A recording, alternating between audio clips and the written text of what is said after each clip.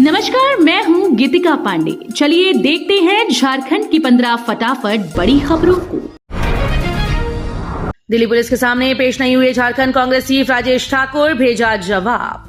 झारखंड कांग्रेस के प्रदेश अध्यक्ष राजेश ठाकुर ने दिल्ली पुलिस की विशेष शाखा को अपना जवाब भेज दिया। उन्होंने दिल्ली पुलिस की आईएफएसओ शाखा के इंस्पेक्टर नरेश मलिक को भेजे जवाब में गृह मंत्री के खिलाफ ट्वीट को लेकर अनभिज्ञता जाहिर की। लिखा कि लोकसभा चुनाव चल रहा है, चुनाव परिणाम आने तक दिल्ली आ पाना संभव नहीं लग रहा। 5 साल में 200% बढ़ी हेमंत सोरेन की संपत्ति। जेल में बंद झारखंड के पूर्व मुख्यमंत्री हेमंत सोरेन और उनकी पत्नी कल्पना मुर्मू सोरेन की संपत्ति 5 साल में करीब 200% बढ़ गई। 2019 में जहां पति पत्नी के पास 8.1 करोड़ रुपए थे, वहीं 2024 में उनकी संपत्ति में 24.4 करोड़ रुपए का इजाफा हुआ। इस अवधि में झारखंड मुक्ति मोर्चा दंपति की आयकर फाइलिंग से पता चलता है कि हेमंत की संपत्ति 2.3 करोड़ रुपए से दुगनी होकर 5.3 करोड़ रुपए हो गई। झारखंड में पीएम मोदी का जोरदार हमला, बोले कांग्रेस आपका आरक्षण मुसलमानों को देना चाहती है। लोकसभा चुनाव के मद्देनजर प्रधानमंत्री नरेंद्र मोदी जोर शोर से चुनाव प्रचार में जुटे हैं। इस बीच उन्होंने झारखंड के सिंहभूम में जनसभा को संबोधित करते हुए झारखंड मुक्ति मोर्चा और कांग्रेस पर जमकर निशाना साधा।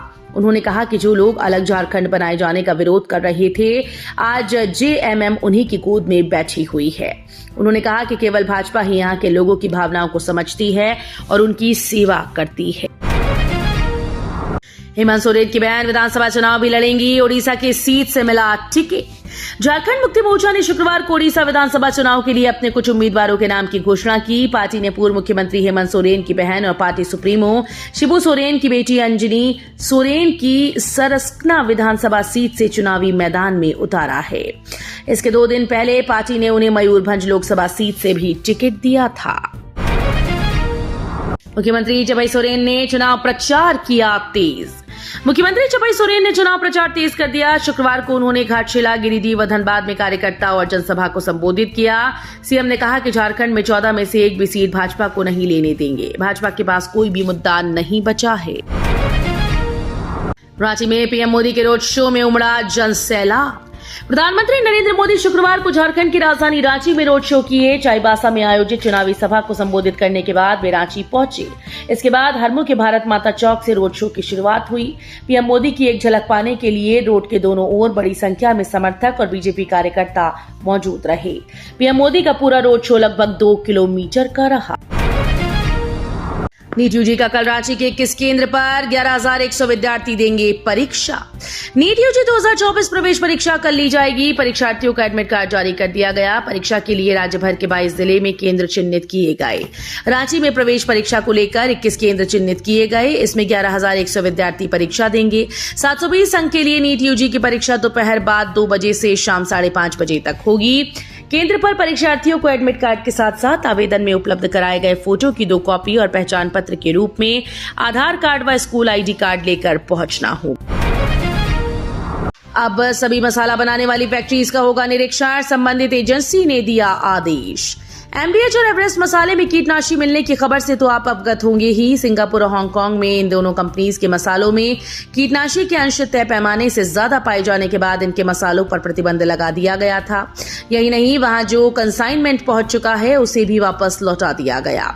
इसके बाद भारतीय एजेंसीज भी सक्रिय दिखती हैं। अब केंद्र सरकार के फूड सेफ्टी रेगुलेटर FSSAI ने स्पाइस मिक्स बनाने वाले सभी कंपनीज की फैक्ट्रीज में राष्ट्रव्यापी निरीक्षण का आदेश दिया। पूर्व सीएम हेमंत सोरेन को झटका, हाईकोर्ट से नहीं मिली प्रोविजनल बेल। जमीन घोटाले से जुड़े मामले में होटवार स्थित बिरसा मुंडा जेल में बंद पूर्व मुख्यमंत्री हेमंत सोरेन को उनके चाचा के श्राद्ध कर्म में 6 मई को पुलिस कस्टडी में शामिल होने की अनुमति झारखंड हाईकोर्ट ने दी। लेकिन हाईकोर्ट के न्यायमूर्ति रंगन मुखोपाध्याय की कोर्ट ने उनकी प्रोविजनल बेल की याचिका को खारिज कर दिया। लोकसभा चुनाव के बीच अमित शाह का बड़ा ऐलान, बताया इसी माह से मिलेगा सीए के तहत नागरिकता। केंद्रीय गृह मंत्री अमित शाह ने एक इंटरव्यू में बड़ा ऐलान किया। उन्होंने कहा कि सीए के तहत इसी महीने से लोगों को नागरिकता मिलने लगेगी। चुनाव के अंतिम चरण से पहले सीए के तहत नागरिकता जारी की जाएगी। शाह ने कहा कि सीएए के आवेदन आने शुरू हो गए हैं। नियमों के मुताबिक जांच हो रही है और मुझे लगता है कि चुनाव खत्म होने से पहले और आखिरी चरण से पहले नागरिकता देने की प्रक्रिया शुरू हो जाएगी। सरकारी स्कूल की गर्मी छुट्टी में बदलाव को लेकर शिक्षा सचिव ने दिए संकेत। झारखंड के सरकारी स्कूल की गर्मी की छुट्टी में बदलाव होगा, इसका संकेत प्रभारी शिक्षा सचिव उमाशंकर सिंह ने अखिल झारखंड प्राथमिक शिक्षक संघ के प्रतिनिधिमंडल को वार्ता के दौरान दिया। संघ के प्रदेश अध्यक्ष अनूप केसरी ने प्रतिनिधिमंडल का नेतृत्व किया।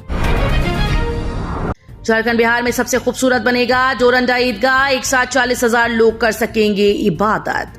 डोरंडा ईदगाह का जीर्णोद्धार कर नया लुक दिया जा रहा है। इंजीनियर रवि आनंद और तौफीक आलम की देखरेख में इस्लामिक व अरेबिक आर्किटेक्चरल डिजाइन का ये ईदगाह झारखंड बिहार का सबसे खूबसूरत होगा।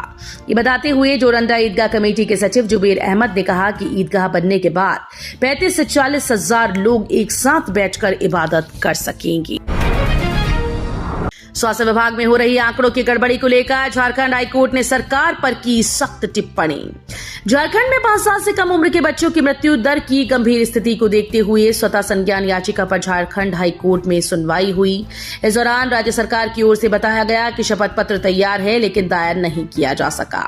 वहीं झारखंड में स्थित प्राथमिक स्वास्थ्य केंद्र और कम्युनिटी हेल्थ सेंटर का आंकड़ा प्रस्तुत किया गया। प्रेस स्वतंत्रता मामले में भारत की स्थिति पाकिस्तान और सूडान से भी खराब, चौंकाने वाली रिपोर्ट। शुक्रवार को अंतर्राष्ट्रीय प्रेस स्वतंत्रता दिवस था। इस मौके पर भारत समेत दुनिया भर में प्रेस की स्वतंत्रता को लेकर चर्चा हो रही है। इस बीच रिपोर्ट्स विदाउट बॉर्डर ने प्रेस फ्रीडम को लेकर इंटरनेशनल रैंकिंग जारी कर दी। इसमें कुल 180 देशों को शामिल किया गया। सबसे पहले पायदान पर नॉर्वे है, जिसका ग्लोबल स्कोर 91.89 है। इसके बाद डेनमार्क 89.6 ग्लोबल स्कोर के साथ दूसरे नंबर पर है। भारत बायोटेक का कहना है कि कोवैक्सीन है पूरी तरह से सुरक्षित। कोवैक्सीन बनाने वाली कंपनी भारत बायोटेक ने अपनी वैक्सीन को पूरी तरह से सुरक्षित बताया है। कंपनी ने कहा कि वैक्सीन बनाते समय हमारी पहली प्राथमिकता लोगों की सुरक्षा थी और वैक्सीन की गुणवत्ता। ये इकलौती वैक्सीन थी जिसके ट्रायल भारत में हुए। कोवैक्सीन के 27,000 लोगों पर ट्रायल हुए थे। SII की कोविशील्ड पर सवाल उठ रहे हैं। तो ये थी आज की बड़ी खबरें। अगर आपको न्यूज पसंद आई हो तो वीडियो को लाइक और शेयर करना बिल्कुल न भूलें।